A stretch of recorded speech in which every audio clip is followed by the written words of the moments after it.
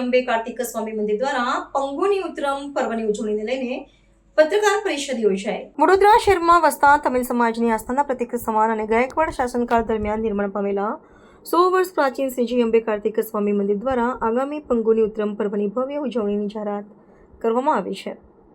આ અંગે વિસ્તૃત માહિતી આપવા માટે મંદિર પ્રશાસન દ્વારા એક પત્રકાર પરિષદનું આયોજન કરવામાં આવ્યું હતું। શ્રી જય અંબે કાર્તિક સ્વામી સેવા ચેરિટેબલ ટ્રસ્ટના ઉપક્રમે આગામી 31મી માર્ચ અને 1 એપ્રિલના રોજ 2 દિવસીય 56મા પંગુની ઉત્તરમ ઉત્સવની અત્યંત ઉત્સાહ, પારંપરિક હર્ષોલ્લાસ અને ભક્તિભાવપૂર્વક ઉજવણી કરવામાં આવી હતી।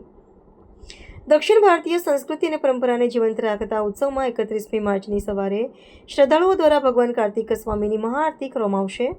ત્યારબાદ 1 એપ્રિલથી વહેલી સવારે શહેરના ઐતિહાસિક સુરસાગર તળાવ ખાતેથી ભગવાન મુરુગનની એક વિશાળ અને ભવ્ય કાવડ યાત્રાનો પ્રારંભ થશે। આ પવિત્ર યાત્રામાં ભક્તો દૂધના કળશ અને કાવડ ધારણ કરીને જોડાશે। દક્ષિણ ભારત અને કેરળના પરંપરાગત વાદ્યો જેવા કે નાદ સ્વરમ અને ચંડી મેલમના સુમધુર નાદ સાથે આ યાત્રા શહેરના વિવિધ માર્ગો પરથી પસાર થઈને સમગ્ર વાતાવરણને ભક્તિમય બનાવશે। વડોદરામાં છેલ્લા 5 દાયકાથી પણ વધુ સમયથી આ ઉત્સવની અવિરત અને સફળ ઉજવણી કરવામાં આવી રહી છે, જે ગુજરાત અને દક્ષિણ ભારત વચ્ચેના સાંસ્કૃતિક સમન્વયનું ઉત્તમ ઉદાહરણ પૂરું પાડે છે। ગાયકવાડ સરકાર દ્વારા ફાળવવામાં આવેલી જગ્યા પર નિર્મિત આ મંદિર આજે તમિલ સમાજ માટે સામાજિક એકતા અને ધાર્મિક આસ્થાનું મુખ્ય કેન્દ્ર બની ગયું છે। આ પવિત્ર આયોજનમાં મોટી સંખ્યામાં દર્શનાર્થીઓ અને નગરજનો ઉમટી પડશે તેવી અપેક્ષા સાથે આયોજકો દ્વારા વ્યવસ્થાને લગતી તમામ તૈયારીઓને આખરી ઓપ આપવામાં આવી રહ્યો છે। શ્રી જય અંબે કાર્તિક મંદિર જે આપણા રેલવે સ્ટેશનની સામે સ્ટેશન રોડમાં જનમહલ પાસે છે। એ પુરાતન કાળનું મંદિર છે અને કાર્તિક ભગવાનનું મંદિર છે। આમ અહીંયા શંકર, પાર્વતી માતાજી, નવગ્રહ બધા ગજલક્ષ્મી, ગણપતિજી બધાનું અમે લોકોએ અહીંયા પ્રાણ પ્રતિષ્ઠા કરેલું છે। અને પણ ખાસ કરીને આ જે કાર્તિક ભગવાનનું આ જે કાર્યક્રમ છે, આ જે પ્રસંગ છે, તેમાં ઉત્સવ એમના લગ્ન પ્રસંગની વાત છે। તો 31મી તારીખથી શરૂ કરીને જે રીતે આપણે લગ્નની પહેલાં સંગીત રાખીએ છીએ એવી રીતનું એક સંગીતનું કાર્યક્રમ રહેશે।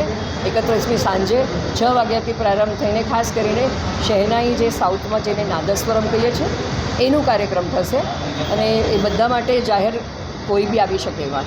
અને બીજે દિવસે સવારે કાવડ યાત્રી થશે, સુરસાગરથી માંડીને અહીંયા આવતા લગભગ 11 સાડા 11 સુધીમાં આવશે અને અહીંયા કાવડ યાત્રી જે દૂધ લઈને આવે છે એનું અભિષેક થશે।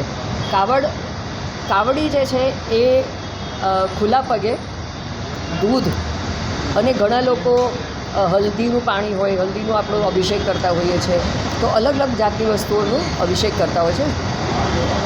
જે વિગ્રહ છે, ભગવાનનું જે મૂર્તિ છે, એ મૂર્તિને અભિષેક કરી પોતે પ્રાર્થના કરીને એ લોકો એનું આવાહન એની અંદર કરતાં લઈ આવે છે।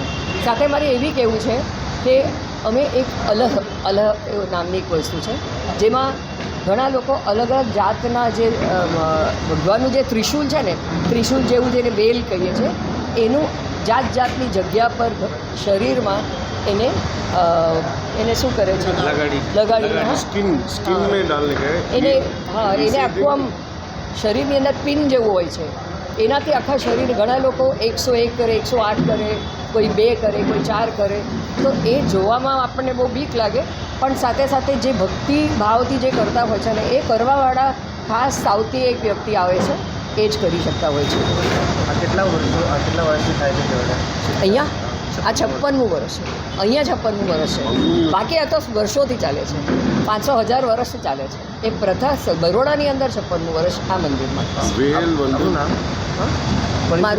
મારું પરિચય, હું ડૉક્ટર નંદિની કન્નન, MS યુનિવર્સિટીમાં હું એસોસિએટ પ્રોફેસર છું અને મંદિર સાથે લગભગ 15 વર્ષથી સંકળાયેલી છું અને અમે બધા ભક્તો છીએ।